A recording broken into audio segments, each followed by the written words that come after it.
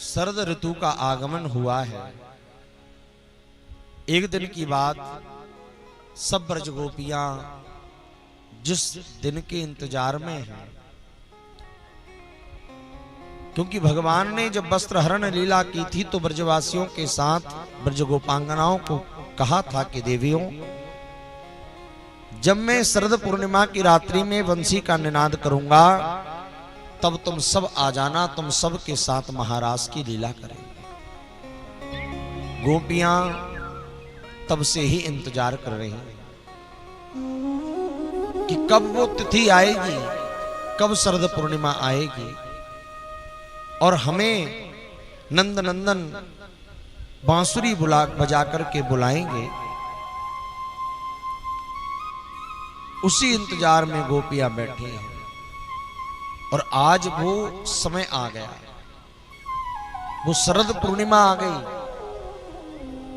कैसी आई? भंवरों की कुंजन से कोहुक की कुहक मिले, चारु चंद्र चंद्रिका सुप्रीत बरसाई है। देव सुर ऋषि मुनि धार रहे नारी रूप, रसिकन रस राज बने बांके कन्हाई हैं। अद्भुत प्रवास भयो आज महारास भयो, नख सिक श्रृंगार कर शरद ऋतु आई है। नख सिक श्रृंगार कर शरद ऋतु आई है। आज वो शरद पूर्णिमा की पावन पुनीत बेला आ गई, जिसका इंतजार गोपियां कई वर्षों से कर रही थी। और भगवान ने आज 5 अध्यायों में श्री सुखदेव जी महाराज ने राजर्षि परीक्षित को महारास का वर्णन किया है, जिसे भागवत में रास पंचाध्यायी कहा जाता है। रास कोई साधारण लीला नहीं है कि बहुत सारी स्त्रियां और पुरुष मिलकर के नृत्य कर रहे हैं, उसका नाम रास ना। हम लोग अपने मन से, अपनी इच्छा से भगवान की लीला को समझने की कोशिश करते हैं और उसी में भटक जाते हैं। महारास की लीला बड़ी पवित्र लीला है।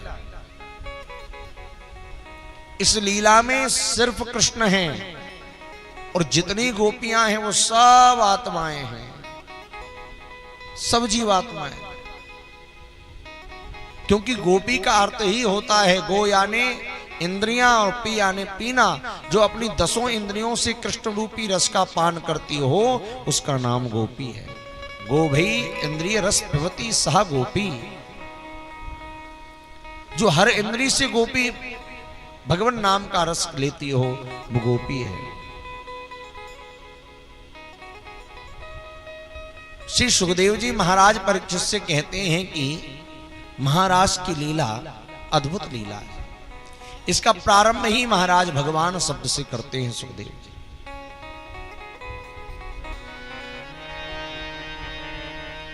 भगवान पिता रात्रि शरदोत्फुल्ल मल्लिका, विक्षिरन्तुं मनश्चक्रे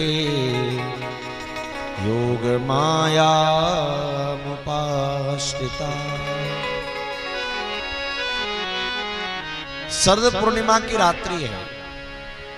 शरदोत्फुल्ल मल्लिका, मल्लिका के पुष्प सुशोभित हो रहे हैं। शारदीय सौंदर्य को देख करके आज माधव का मन भी ब्रजबामाओं से विहार करने के लिए मन विवल उठा है। भगवान अपिता रात्रि, कौन सी रात्रि? बोली शरद पूर्णिमा की रात्रि। भगवान ने अपनी योग माया को बुलाया है।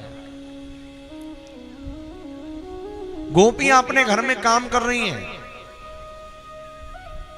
कोई भोजन बना रही है, कोई श्रृंगार कर रही है, कोई शयन कर रही है, कोई भोजन करा रही है, सब अपने काम में लगी। और भगवान ने गोपियों को बुलाने के लिए अपनी बांसुरी के पावन चित्र में अपनी श्वासारंध को जैसे ही डाला है, जैसे ही बांसुरी बजी है, बंधुओं ब्रज में 2 बार बांसुरी बजाई है भगवान। एक बार जब गोपियों ने वेणु गीत गाया तब भगवान की बांसुरी बजी। कैसी बजी? बोले सर्वलोक मनोहरम, सबको सुनाई दी। पर आज की बांसुरी ये सबको सुनाई नहीं दी। ये किसे सुनाई दी? बोले भैया आज की बांसुरी तो जगो कलम बाम दृशा मनोहरम, सिर्फ उन गोपियों को ही सुनाई दी है जिन्हें ब्रज के उस रास मंडप में आना है, और किसी को ये आवाज ही नहीं आई। भगवान ने ऐसा गीत गुनगुनाया है उस बंसुरी पर, उस बांसुरी पर, सब देह की भान भूल गई, गोविंद की बंसी को सुनकर खिंची चली आई। निशम्य गीतम तदनंगवर्धनम ब्रज स्त्रिया कृष्ण गृहीत मानसा आजगमुरन्योन्यमलक्षितोद्यमा आजगमुरन्योन्यमलक्षितोद्यमा सयत्र कांतो जबलोलकुंडला।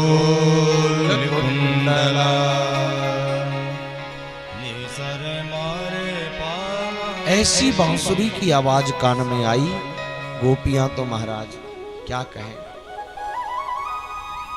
आज सब भागी हैं। जो घूंघट लगा था प्रिया और प्रीतम के बीच में वो हट गया,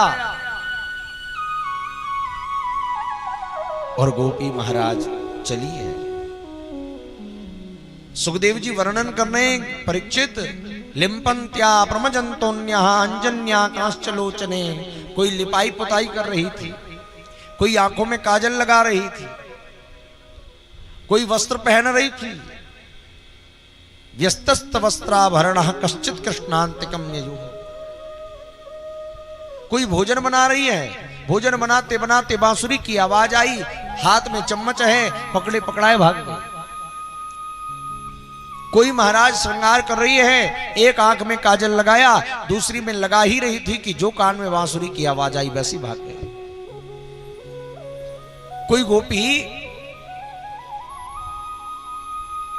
अपने पति को प्रसाद पवा रही है, भोजन करा रही है, और भोजन कराते कराते बांसुरी की आवाज आई तो वैसी की वैसी भागी।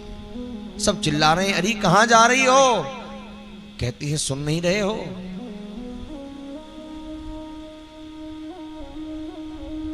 ये बांसुरी बज रही है ना, अब हम नहीं रुक पाएंगे, अब हम नहीं रुकेंगे। गोपियां भाग रही हैं,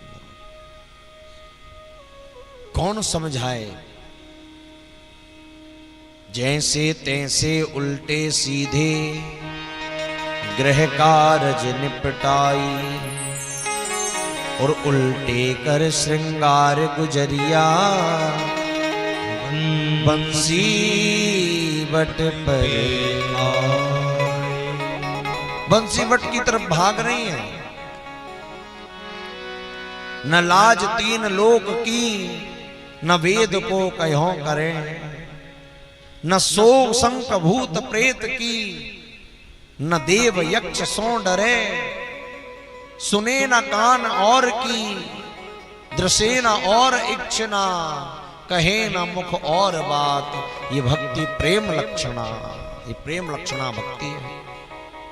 जो प्रेम गली में आए नहीं, वो प्रियतम का ठिकाना क्या जाने।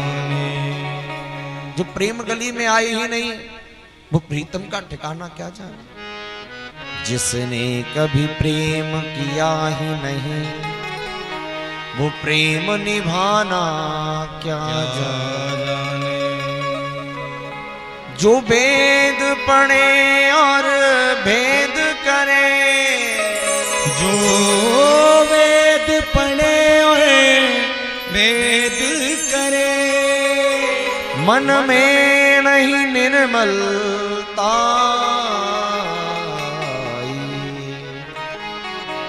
कोई कितना चाहे ज्ञान कहे, भगवान को पाना क्या जाने। जो प्रेम गली में आए लगी, वो प्रेम निभाना क्या। गोपियां आज कोई भोजन बना रही है, एक चूल्हे पर खीर चढ़ी है, एक चूल्हे पर दाल चढ़ी है, दाल में नमक डालना है, खीर में शक्कर डालनी है, इतने में बांसुरी बज गई। बंधुओं, गोपी कोई साधारण स्त्रियां नहीं थी कि भगवान ने बांसुरी बजाई होगी और हजारों स्त्रियां दौड़ दौड़ कर चली गई ना। भैया ये गोपियां कौन हैं? ये गोपियां दंडकारण्य के संत ही गोपी बनकर आए हैं। ये गोपियां मिथिलापुर की नारियां ही गोपी बनकर आ गई हैं। वेदों की ऋचाएं गोपी बनकर आ गई हैं। कोई साधारण व्यक्ति गोपी बनकर के नहीं आया, कोई साधारण स्त्री नहीं है गोपी कि बस भगवान ने बजाया होगा और दौड़ पड़ी। सिर्फ वस्त्र पहन लेने से कोई गोपी नहीं हो जाएगा, सिर्फ श्रृंगार करने से कोई गोपी नहीं हो जाएगा। गोपी का स्वभाव आना बहुत जरूरी। आज लोग वृंदावन